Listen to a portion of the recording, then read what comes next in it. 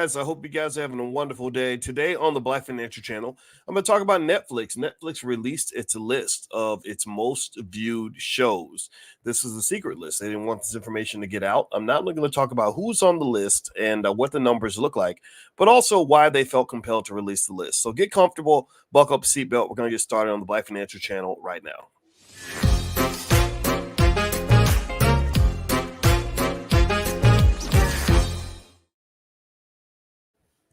Good morning. Welcome to the Black Financial Channel. This is theblackfinancialchannel.com. My name is Dr. Boyce Watkins. I'm your friendly neighborhood finance professor. On the Black Financial Channel, we talk about Black wealth and Black economics every single day, sometimes as much as 10 times a day under the B1 condition. B1 means we are Black first. Black first means we put our community at the top of our priority list, nobody else's. And Black first means we love our kids, we educate our kids, we prepare for the future. If you agree with this philosophy, put a B1 in the chat. Also, thank you, Justin. Sound check. So give me a yes if you can hear me okay. Everybody, let's do a quick microphone check. Let me know I'm coming through all right. Good morning, C-Dub and Justin Pender and El Hodge and Albert Robinson. I see you. All right, so let's hop into this. I saw that Netflix just released this list. They gave a list of things that they never shared that they've never shared before. Which is the list of their top shows, the shows that are viewed the most on the platform. This was secret data. They didn't want anybody else to have it, but Netflix went ahead and pushed it out there. And I'm going to share who's on the list. And then I want you to let me know if you watch any of these shows. It's kind of interesting, right? They said that the number one show in viewership hours is a show called The Night Agent.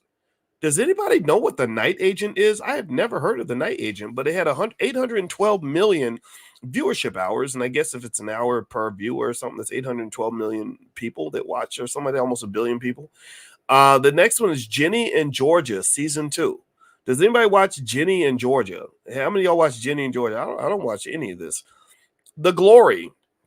That had Ginny and Georgia has 665 million viewership hours. The Glory has 622.8 million viewership hours.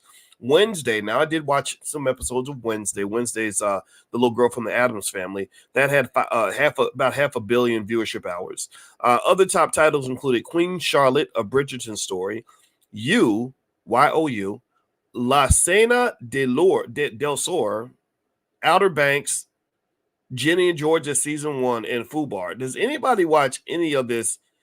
I don't watch none of this. The Night Agent's a good show, Chef Chris. Okay, I'm gonna check out The Night Agent. Chris, you've convinced me. I'm gonna check it out. But the rest of them, Ginny and Georgia, don't even sound like a show I'd watch. Now, here's the deal. If you want to know why Netflix finally decided to release this list, they've actually kept this quiet for a long time.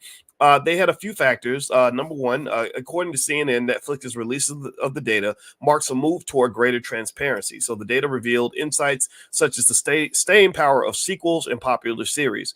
One other insight that was found is that it's the original shows that are really driving Netflix's viewership, not the stuff that they get from other networks, but the stuff they create themselves, which is really interesting. Also, comprehensive data release. As reported by MSN, Netflix shared global viewership data for over 18,000 titles during the first half of 2023, representing 99% of its viewing hours. This comprehensive data release is unprecedented for the company. Now, what's interesting about that is that they found that there are a fifth of Netflix's titles that account for less than like 1/2 or less than 0.1% of its viewership. So literally the bottom 20% of the company's shows only get them like less than 1/10 of 1% of their viewership. And it reminds me of that 80-20 rule in business, where they say that the top 20% of what you do gives you 80% of your revenue. Now, this isn't quite the 80-20 rule, but it's interesting that 20%, the bottom 20% of their shows have such low viewership. They can literally get rid of those shows. Why would you leave them on there? Maybe you leave them on there because they're cheap. Maybe you leave them on there because it gives the impression that you're offering a wider variety of options for the consumer. Let's see here. What else is given as sort of an explanation? A report titled What We Watch, Netflix Engagement Report, covers an extensive range of titles and viewing hours, as mentioned in Variety. CNBC noted that the data showed that 55% of Netflix's viewing came from original films and series, while 45% was from licensed titles. This breakdown provides insight into the content strategy and viewer preferences. Also, Bloomberg reports that this is the first time Netflix has released such comprehensive viewer data viewer data, indicating a significant shift in its approach to sharing information with the public. I think this is really fascinating that Netflix decided to release this information. This helps a lot of the writers. If you know, there was a writer strike and the writers were kind of mad, they wanted that data so they could decide how much money they should get. And so this is good for the writers, which makes me happy. I think the writers deserve to be compensated. And with the advent of AI, an AI bot can write a script in 20 seconds, but the scripts are not as good as when a human writes them. But eventually, AI will be good enough to do that, and I think that's what a lot of the writers are concerned about. Now, I'm not going to keep you guys for very long. I wanted to talk to you guys about what was going on with Netflix. Also, I want to remind everybody that tonight at 8:30 p.m. Eastern time, we're doing Powernomics training for the entire Black community. We need to learn our history. We're reading Dr. Claude Anderson books and analyzing them every single Wednesday night at 8:30. You can get free access to my life class, and it's in fact it's a $900 value, absolutely free. You have lifetime access for free. Just go to blackkeystogreatness.com. That's blackkeystogreatness.com. All I ask is that you bring anybody in your family that would also like to learn real Black history, not fake Black history, and also learn real Black economics.